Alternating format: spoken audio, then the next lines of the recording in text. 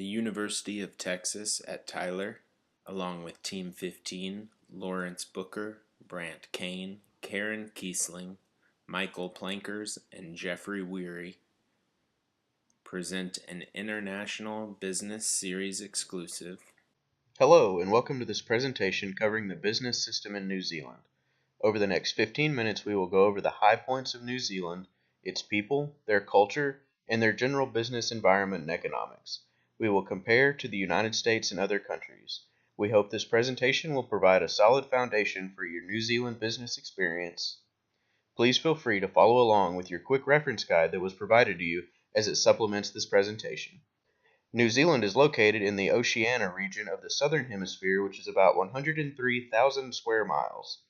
New Zealand is an island region which geographically comprises two main landmasses, the North Island and the South Island, along with numerous small islands.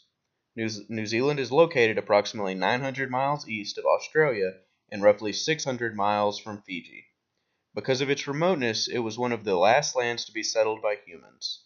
The country's varied topography and its sharp mountain peaks, such as the Southern Alps, can be attributed to much of the tectonic uplift of land and volcanic eruptions. During its long period of isolation, New Zealand developed a distinct biodiversity of animal, fungal, and plant life. The primary languages spoken in New Zealand is English, with 96% of its population.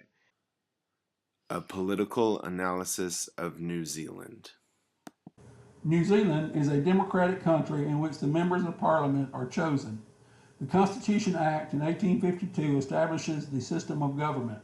The Constitution Act describes the three branches of government in New Zealand. New Zealand uses a constitutional monarchy framework with a parliamentary system of government. Monarchs exercise their sovereign authority according with written or unwritten constitution. There is no formal codified constitution in New Zealand. New Zealand has free and fair elections every 3 years. The office of Prime Minister is the most powerful office in New Zealand and is currently held by Bill English, a member of the National Party. Queen Elizabeth II is the sovereign head of state. The current Governor General of New Zealand is Patsy Reddy. She is the third woman appointed to this position. The Prime Minister is commissioned by the Governor General, who is appointed to represent the monarch.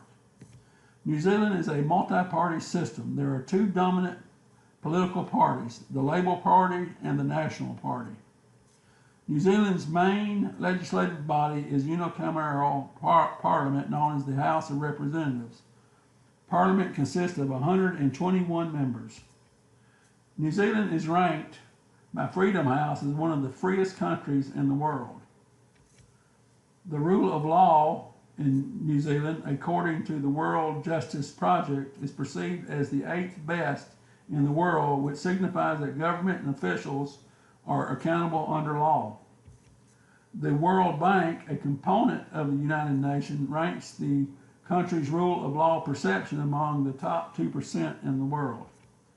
Political stability signifies the durability and integrity of current government regimes. New Zealand ranks as one of the best in the world for political stability.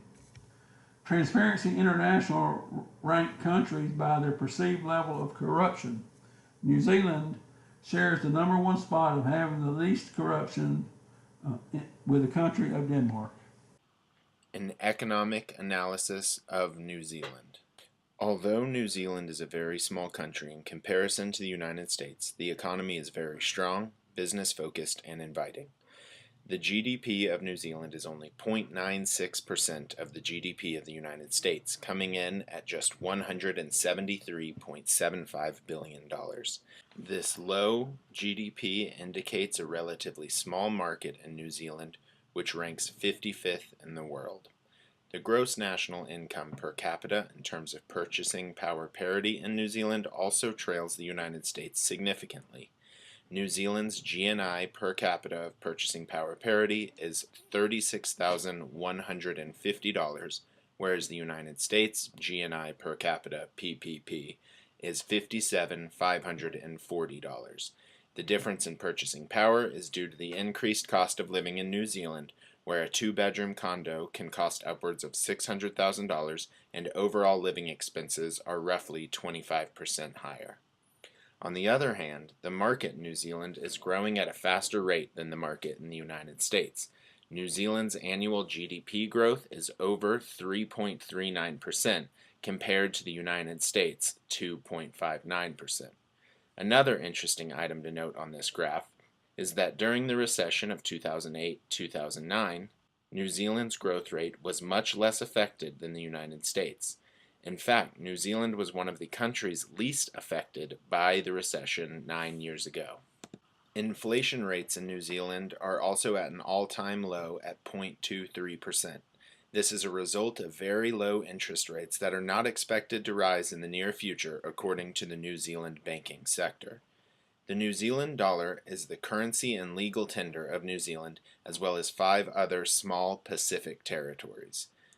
Informally known as the Kiwi, the New Zealand dollar is the 11th most traded currency in the world and is currently trading at about 0.73 US dollars for every single one Kiwi.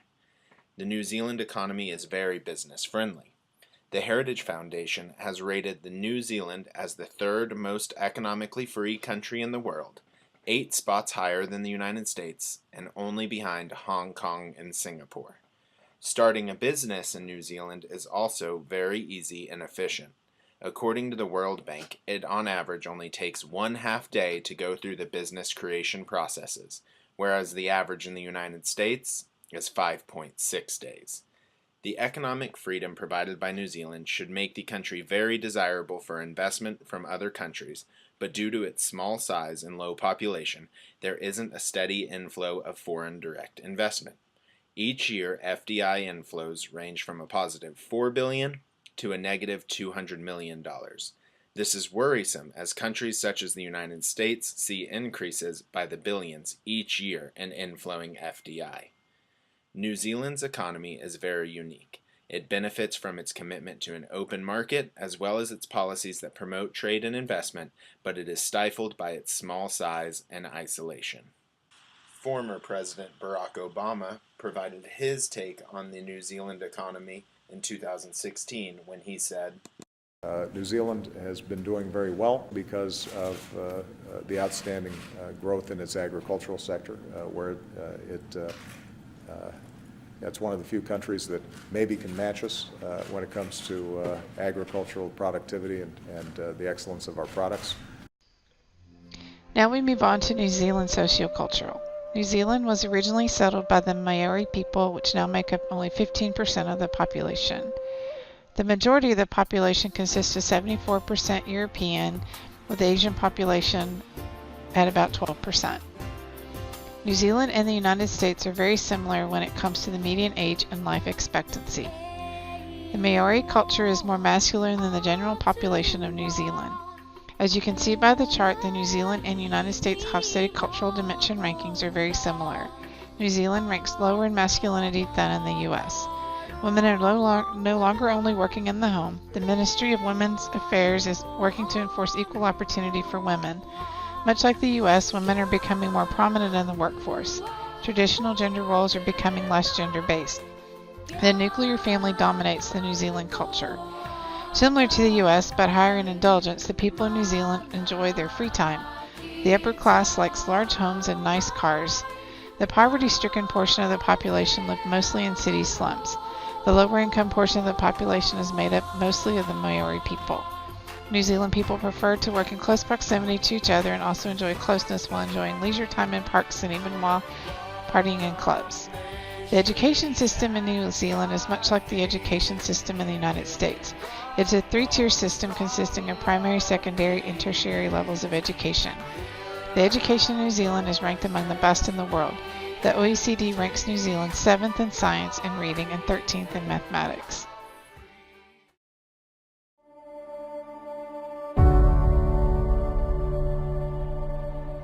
I'm very, very happy and lucky, and I'm very proud. She said it's like being in school with all her senses. We talked with each other yesterday, and she's not searching for words anymore. She has a deep relationship to nature. Miriam enjoys the style of teaching in New Zealand because it's very open and friendly atmosphere in the class. The Human Development Index has consistently ranked New Zealand's education among the best in the world. The national education budget for New Zealand is about $13 million. The average enrollment in primary and secondary schools is close to 762,000 compared to the U.S. primary and secondary enrollment of 54 million according to the 2011 census. English is the primary language at 90% with Maori at only 3%. Christianity is the dominant religion with almost 42% of the population. 48% of the population are unreligious and 4% undeclared. You will find cathedrals in almost every major town and chapels in rural towns.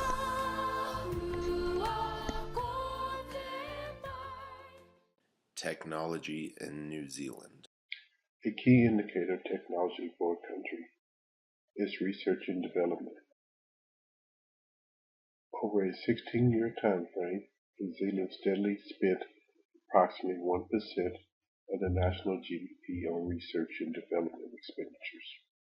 This is compared to the 2.6% the United States spent over the same years, from 1997 to 2013.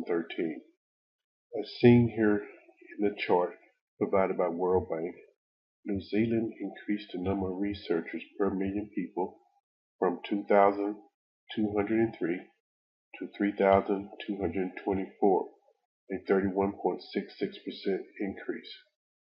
Over the same time frame, the United States increased its researchers per million people from 3,224 to 4,018, an increase of 21.5%. There are signs that New Zealand is changing, as Gaerton Lanke describes. There are basically three stages of economies that were identified. It's factor-driven, it's efficiency-driven, and it's innovation-driven. Now, New Zealand is moving from the second to the third phase of that. So another way of saying it is the New Zealand economy is maturing to a more sophisticated level. Environment in New Zealand. According to the Yale Environment Performance Indicators on the global stage, New Zealand outranks the United States with a ranking of 11 versus 26 for the United States. New Zealand led the United States in several key areas: health quality, air quality, biodiversity, climate and energy, and water and sanitation. The legal system in New Zealand. Protecting New Zealand is a respected worldwide legal system.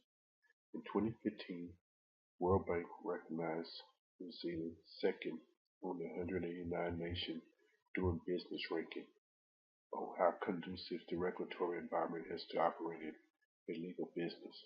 New Zealand is based on a three-tier court system versus the United States' five-court system. The head officer in New Zealand is the Prime Minister versus the President in the United States.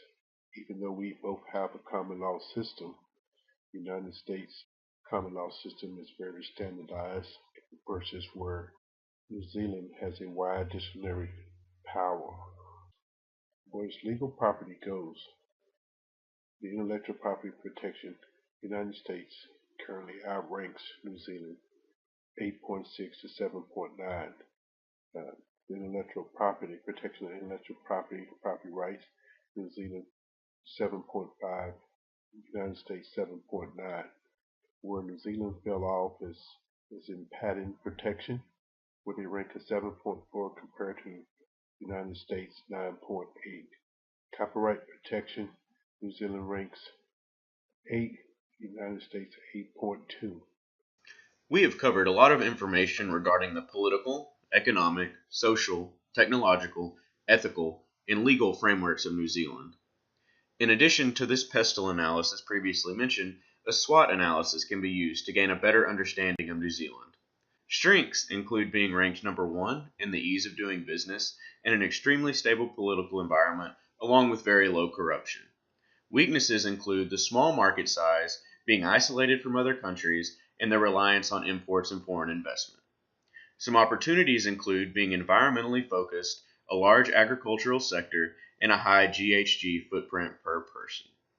Lastly, threats include global warming, overregulation which can affect growth, and the growing economic inequality. Thank you for your time.